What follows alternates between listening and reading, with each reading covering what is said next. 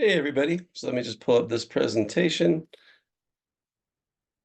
All right. So this week we were discussing, or you were reading about, you were reading one of two very influential arguments or papers that are in the literature uh, that defend the moral permissibility of abortion.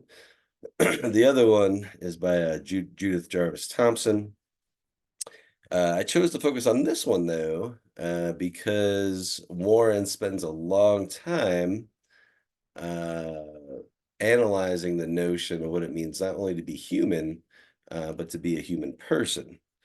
And even in last week, when we looked at the ethics of embryonic stem cell research, I noted that I was assuming in the article that the fetus was a person, even from conception, just for the sake of argument, to see if where that would lead in regards to the morality of stem cell research.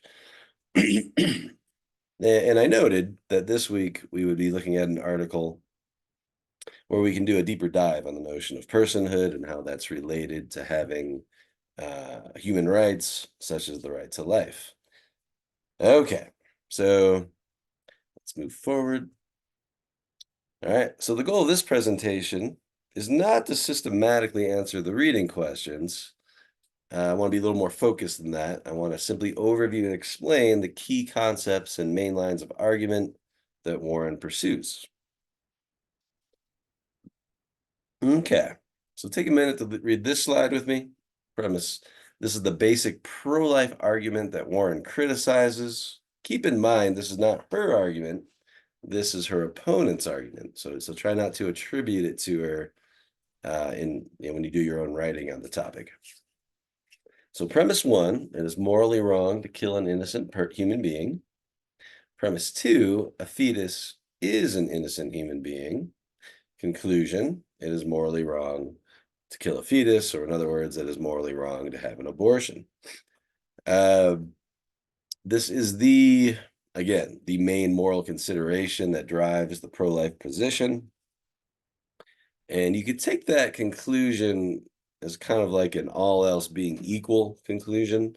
Uh, Many, if not most, pro-life persons, they think abortion is morally permissible to save the life of the mother or to prevent some great harm to the mother, or perhaps in cases of rape or incest or young women getting pregnant.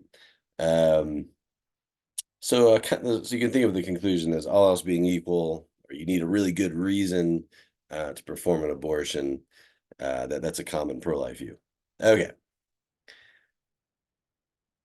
so let's just kind of break the argument down.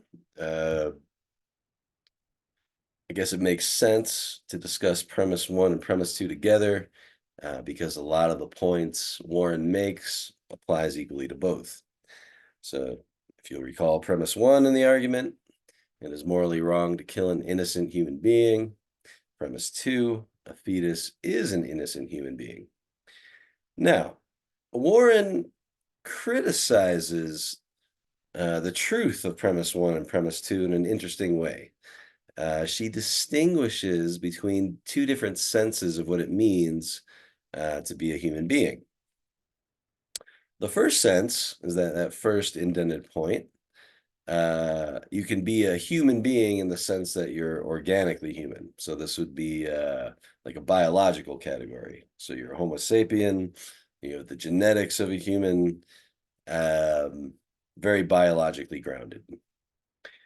But, says Warren, we can also talk about human beings as a member of what she calls the moral community. One is a member of the moral community only if one has full moral rights, such as the right to life. So that's just her definition of what the moral community is. It's all those beings that exist that have what she calls full moral rights. A good illustration of this, let's say you were to beat up your neighbor for no good reason. It's not self-defense or anything like that. Well, that'd be assault and battery. You'll have done something horribly wrong. Now let's say you go kick a dog. That's bad. Yeah, it is bad. You shouldn't be cruel to animals. But it's not, at least our common moral framework is beating up a dog is not as bad as beating up a human. Uh, Things are even more clear if you think of the act of murder. So if you kill a fellow adult human being, you've done something that you could go to jail for life for. But if you shoot an animal, we don't think of it as being anywhere near the same level of seriousness. So the idea is that, let's say, a dog or a squirrel, they wouldn't be a member of the moral community, but an adult human being would be. Okay. Now, let's go to that last point on the slide. Warren will go on to argue that only humans in the organic sense who are also persons are members of the moral community. Okay, so in the text, this is a little complicated. She basically says premise one is only true um, of members of the moral community. It's not true of every organic human being. And she says premise two is only obviously true if we use human being in the organic sense, not the moral community sense. So what she's really saying, we can summarize a little bit or rephrase. She's going to make the claim that only humans who are persons have a right to life, and then she's going to go on to argue that the fetus is not a human that is also a person. Okay, let's go on to slide 5. Oh yeah, so I probably should have forwarded this slide before offering that little explanation. A little redundant, that's okay. So Warren argues that premise one and premise two are true only if the fetus is a member of the moral community and has full human rights. Yeah, maybe slightly more accurate to say she thinks premise one is only true if the fetus is a member of the moral community and has full human rights. Hence, in order for the argument to work, um, we need to think of the fetus as a member of the moral community in both premise one and premise two. Okay. All right. So the defender of the pro-life argument has to argue that the fetus, sorry, is a human person as opposed to a potential human person in order for the pro-life argument to work. So here are two questions that we should ask. Question one, what is a person? So what does Warren mean by this term? And why think only some humans are persons but not others? Question two, why think that only humans that are persons have full moral rights? Uh, so she needs, again, to answer both these questions a certain way for her counter argument to work. So let's go on to those questions. All right, so here's a discussion of that first question. What is a person, and why think only some humans are persons? So this is straight out of the article. A person is a being who has enough of the following 5 traits. And this is wordy, so maybe I'll just have you read each one, but then I'll explain a little. So go ahead and read that definition of consciousness there.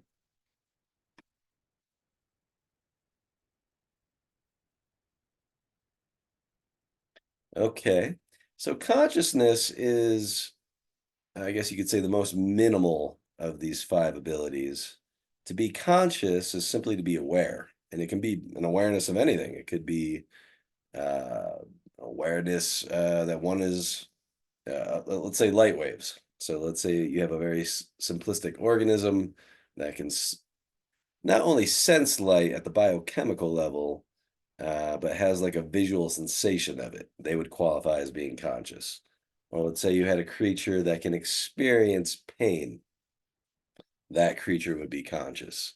Any creature that has an emotion that they feel is conscious. Any creature that thinks thoughts is conscious. Now, there are organic beings that are not conscious. So trees would qualify, plants would qualify. We can explain everything the tree and plant does at the level of biochemistry. We don't have to assign it states of awareness or mental states of any type, really, in order to account for its behavior. Um, More specifically, there's nothing it's like to be a tree, nothing it's like to be a plant. There's no first person perspective on the world. Um, and that's what's required for consciousness, an awareness of something, having a perspective. Okay. Go ahead and read. Well, I'll read reasoning because it's short. A developed capacity to solve a broad set of relatively complex problems. So, like a mouse, if you send it through a maze over and over, it gets a little faster, memorizes the right path. That wouldn't be enough to qualify as a reasoning creature. So, according to Warren, the way she's using her terms, if one is a creature of reason, one can solve a broad set of relatively complex problems. And those could be purely theoretical. So that could be like working through a puzzle or trying to solve a mathematical equation, or it could be practical, like ho- trying to build a building or something, some sort of feat of engineering. Okay, that third one, self-motivated activity. What she has in mind is a capacity to act that is not merely determined genetically or by instinctive drives. Um, this one's easy to illustrate. So let's say you're hungry, right? Let's call that an instinctive drive. So yeah, you feel this impulse towards going to get some food, but you don't have to go get the food. You could think it to yourself, well, is it better that I eat now or 20 minutes from now? Or what kind of food shall I eat? So you can kind of go through a reasoning process and then decide what to do from amongst a variety of options. So your ability to act goes beyond just these instinctive drives. Uh, it ties into the prior point. You can evaluate reasons for and against actions and choose accordingly. Okay. The fourth one, it's pretty clear. You must be able to communicate with others on a broad range of topics. Typically, this would involve the use of language. And that last one can be a little tricky. Uh, a person is a being who has self-concepts or is self-aware.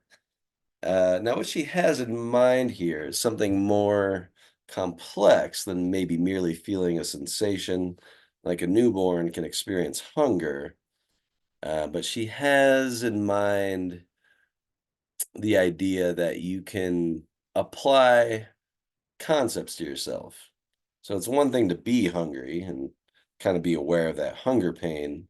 It's another thing to understand what hunger is and then apply that category to yourself.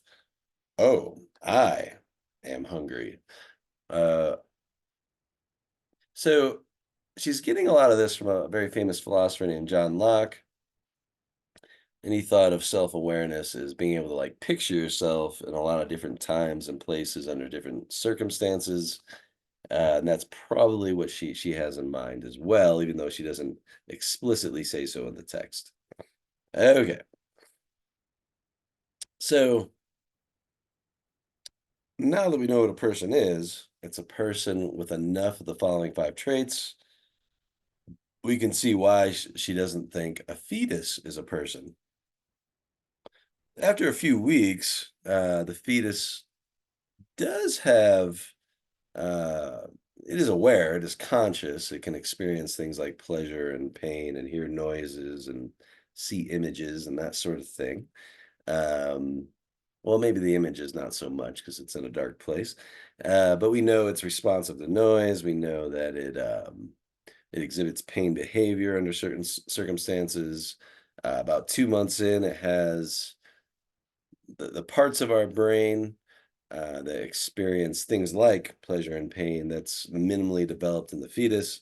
So the dominant view is about 2 months in, it is conscious.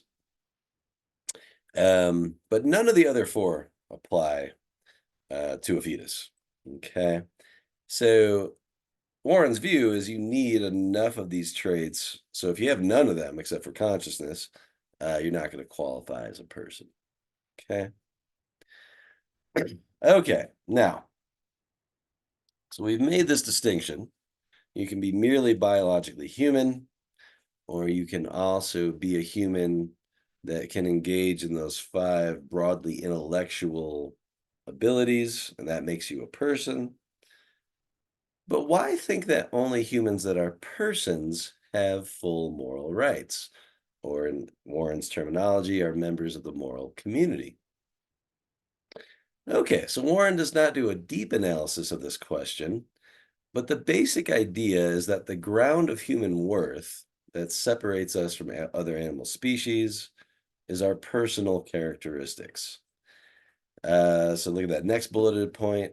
It is a common view, both historically and at present, that creatures who can reason and be aware in the ways that a person can are more important, morally speaking, than creatures that are not persons. So it would be a very sophisticated defense indeed to try and explain exactly why um, we have this intuition or if it's rational to have it. So I just want to give some examples that point out you probably have it. Okay. So here's an example of this intuition at work. If one kills a mouse or a bird or a squirrel, one has not done anything that is more as morally serious as killing a normally functioning human being. Okay, so that's an intuition we all share, and it turns out the normally functioning human beings among us, we are persons.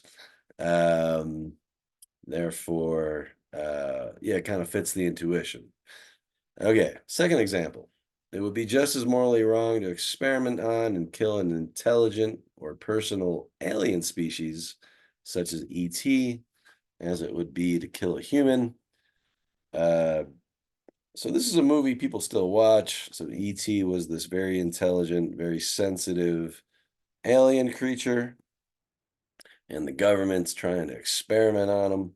And the kids rescue him, and he eventually escapes and makes it back to his own planet. And you get the sense throughout the movie that it's just as wrong to harm ET because he's very similar to us as it is to harm any human in the movie. And why is that? Again, it's because he can communicate, he has emotions, he's self-aware, he can solve complex problems. He's a person. He's a non-human person. Okay. So why are humans important? Well, we're important because we're persons. That's the idea. So you can jump to a species that's not human but still a person and still have rights. That seems correct. So that just kind of singles out the idea that it's the personal traits that make us morally significant. Okay. Third example, the closer a creature is to being a person, such as a chimpanzee or a dolphin, the more serious it is to kill it. So if you just ask yourself the following question, would it be more wrong to kill let's say a squirrel just for fun or a dolphin? Well, you might not think killing the squirrel is wrong at all, but you would at least have to pause to reflect and be like, hmm, can I go about harming a creature as sensitive and as intelligent as a dolphin for no good reason? Okay. So these are all intuitions we tend to have. Um, and it backs up Warren's claim that human beings are morally significant because we're persons. So it's those broadly intellectual, conscious abilities that ground our moral worth. Okay. Now, from this, Warren argues a fetus is not a human person. And she phrases her point in a very rhetorically effective way. She says any being who lacks all five personal abilities is clearly not a person. So she doesn't even really have to say how much of each ability you have to have to qualify as a person. That would be hard to do. Instead, she makes a more clear cut claim. If any being lacks all five traits, it's not a person. Now, I'm suggest on this slide a charitable modification of her argument. Turns out that the fetus is conscious at least within the first by the 2 month mark. At least that's the dominant view. Um, but she wants to argue in favor of the permissibility of abortion for a much longer time frame.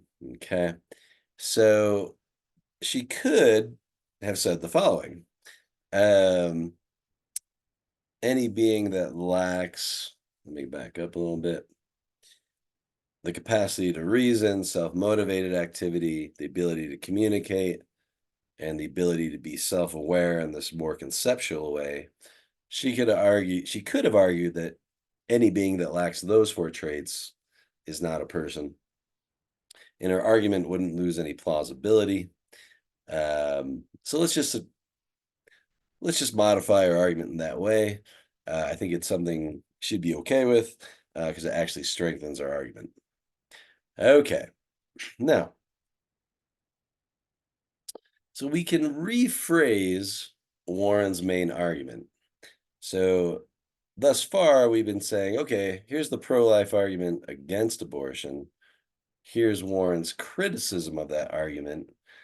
But we can rephrase her main point into an argument directly for the moral permissibility of abortion. And this is what it would look like. Premise one, only humans who can do some of the following are persons: humans who can reason, engage in self-motivated activity, communicate, and be self-aware. Premise two, a fetus lacks these four traits and is therefore not a person. Premise three, only humans that are persons have a right to life.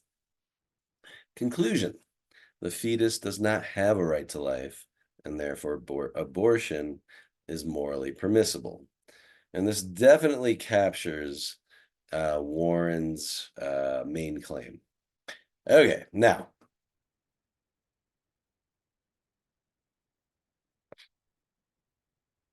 like any interesting philosophical argument on an important topic, there's plenty of objections to be made. Okay, so these are the objections that have appeared in the literature in response to her argument. Many people have pointed out that newborn infants are also not persons on Warren's criteria, and hence would lack a right to life. So she says something about this right at the tail end of her article. She notes that many have worried that her argument not only would justify abortion, but it would also justify infanticide. And that is a very serious objection to Warren's argument. Similarly, look at that second point. Senile humans, or maybe human, or think of the elderly. Let's say they have Parkinson's, or they're senile, or they have Alzheimer's. Also think of mentally handicapped humans. Uh, at some point, they'll also fail to have significant levels of the four person-making traits, and hence would lack a right to life. But again, this is not terribly plausible that a senile person at some point simply loses their right not to be killed by others. And the same is true of mentally handicapped persons. That seems like a morally implausible thing to say. Okay. Now, those first 2 points can be made against Warren because she says, again, only humans that are persons have full moral rights or are members of the moral community.